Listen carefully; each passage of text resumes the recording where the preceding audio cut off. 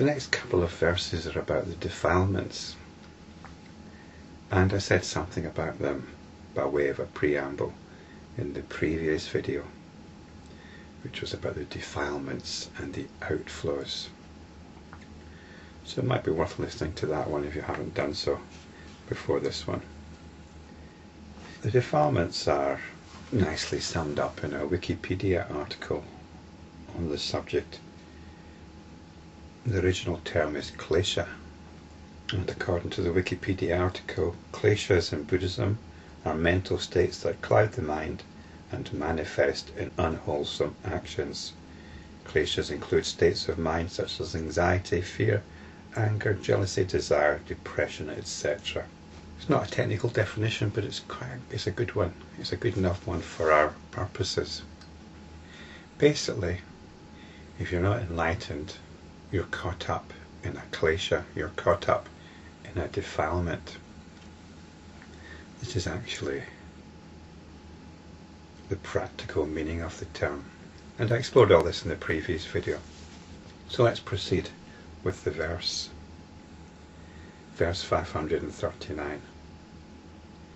If things are not existent as discriminated by the ignorant, all things being non-existent, there are no defilements for anyone.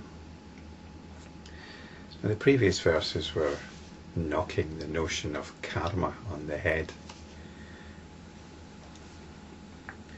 At the Lankavatara Sutra and as enlightenment practitioners, we're wanting to step back from the apparent reality of the world.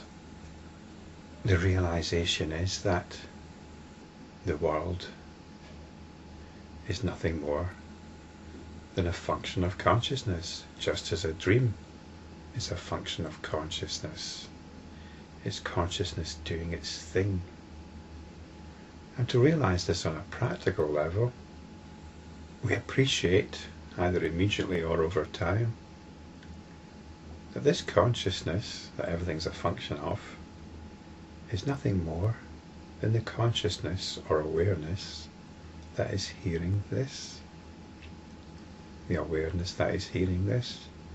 Yes, it's your little old consciousness, your little old awareness.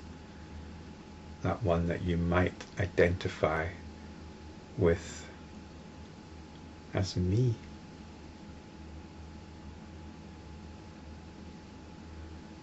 But there's all sorts of other things in the mix, and you might not feel very comfortable there, so you start looking out and you start looking for some other identity. But let's get back to this verse.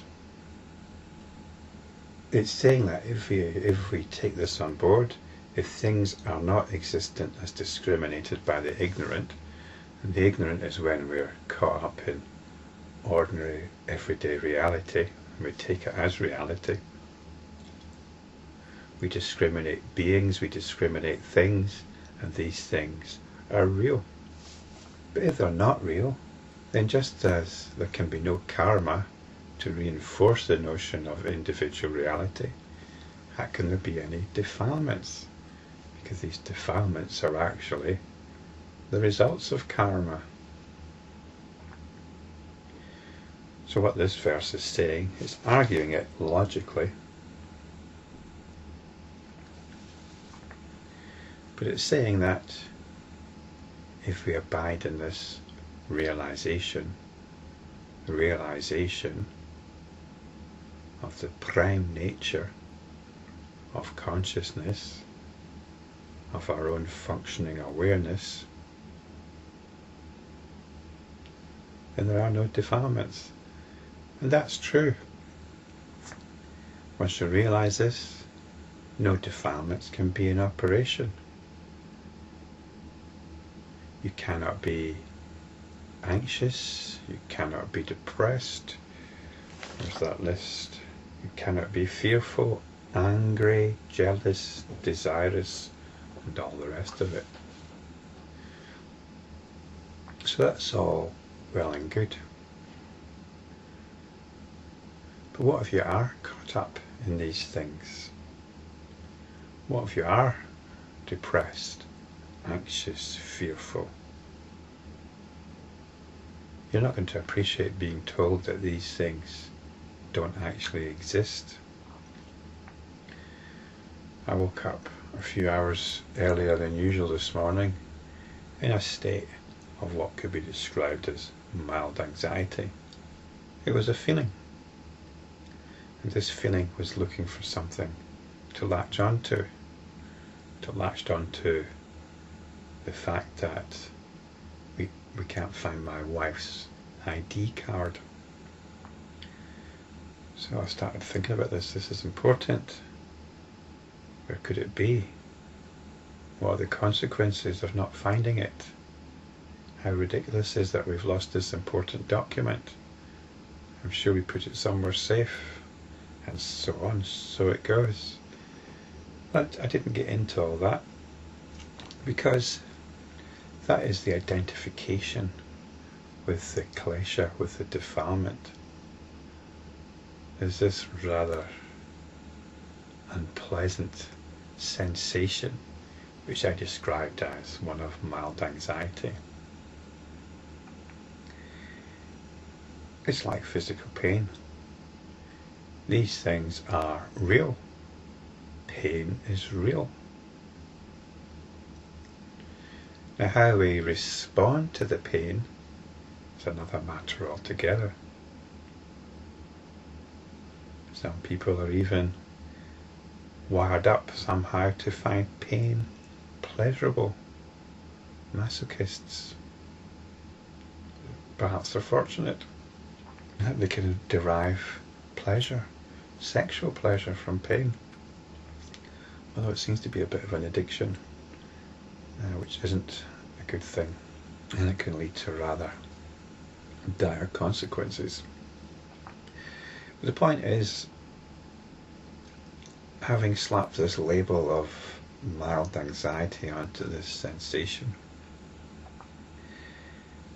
I was limiting certain possibilities, that perhaps this isn't such a bad feeling. It's the defiled mind which wants to run with the understanding that it's something bad. So being told that there are no defilements, it's only a slap in the face if you're inclined to feel the defilement, if you're inclined to identify with the defilement. You might not be able to make use of this teaching that there are no defilements, but it should at least give us some pause, give us a way of working with it, even if the success is only temporary, because these things can be quite persistent. The feeling of mild anxiety persisted sometime after I woke up, even up to the point that I began this video. I've got quite a lot of paperwork to do today, which is hanging over me somewhat. But it gave me something to contemplate with respect to this verse. How can there be no defilements? Well, there are certainly these feelings which are often uncomfortable, to say the least. But how we respond to these feelings, well, this is where we have some degree of freedom. It might be we just have to try and ride them out or cope with them in some way, but there is a possibility that we can go beyond them. And this is what we need to be looking for as enlightenment practitioners. I mentioned before about my own physical discomfort and the problems I've been having with my body for much of the last year. But I met this fellow recently, probably about my own age, maybe a little bit older. He was a few stone overweight, used a walking stick to walk with, and had just been diagnosed with diabetes. But he's also suffering from sciatica and gout and is taking about 18 pills each day. I think there's other conditions he's suffering from, stiffness in the neck and so on. But what impressed me about him was how cheerful he seemed. Perhaps this was just a facade he put on in public, and perhaps he suffers great anguish when he's at home. Perhaps not, but I certainly admired his spirit. And I mentioned this to him. He said, well, you've just got to get on with things as best you can. And this is a very Zen way of going about things. You get on with what you can. You don't rail against the situation in the tradition of the great German romantics. You step back from it. You step back from your habitual emotional habits, your mood patterns. It can be quite a slow process, but I don't actually think there's any option. And I've noticed in myself the weakening of some of these mood patterns. There are still echoes of them, still ghosts of them. That's why I can tell that they've been weakened. So this is the way. These feelings that we can have, these feelings that are going on, it's best not even to think about them as feelings that we have, because they're simply feelings that are going on. When we start painting a story about them, about how we're afflicted by them and all the rest of it, then we're getting caught up in the defilements. But the feelings themselves aren't the defilements. It's how we respond to them. It's how we direct our attention and emotional energy into them, rather than into liberation, liberating awareness. I'm not suggesting there's any magic bullet here, although there might be.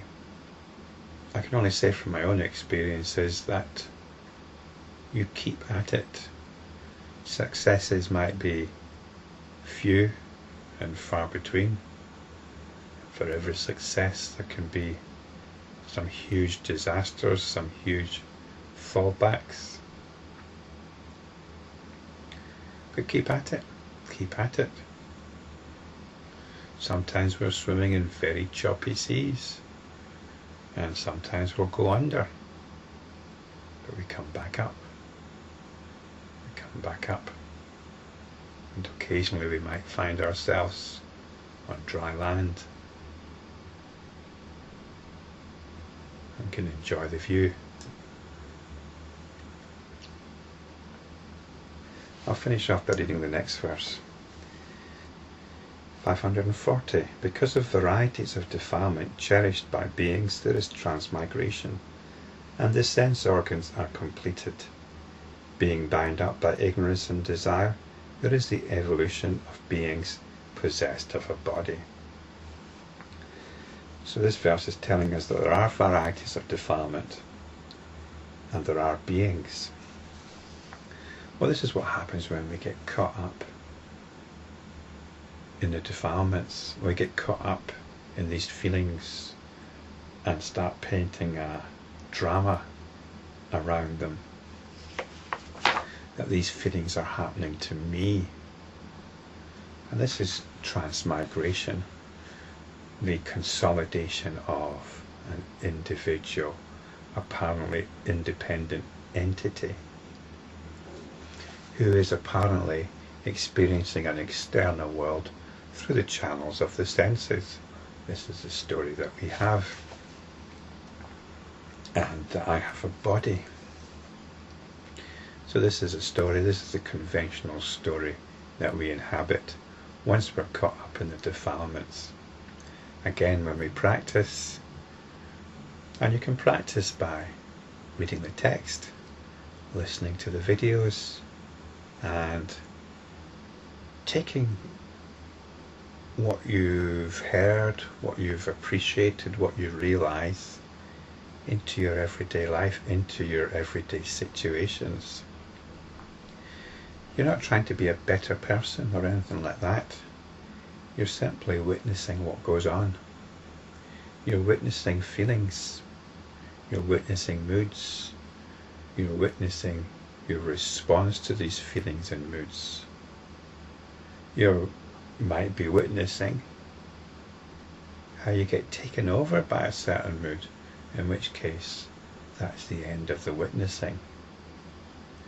But hopefully you can come back to it at some point, play another video, pick up a text, do a particular practice, listen to a bit of music, whatever works for you. You can calm down through whatever coping mechanism you've got, and then come back to awareness once again. This is the ongoing practice, the ongoing struggle. I think one of the good things about this is we have understanding. We know what's going on. We have access to answers to the profoundest mysteries. We're living life at the deepest level. There are exciting possibilities. We can once again realize our identity as liberated consciousness.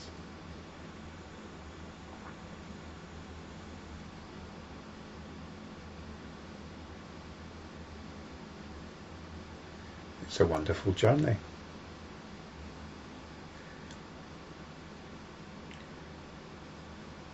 But right now, I need to get on with some paperwork.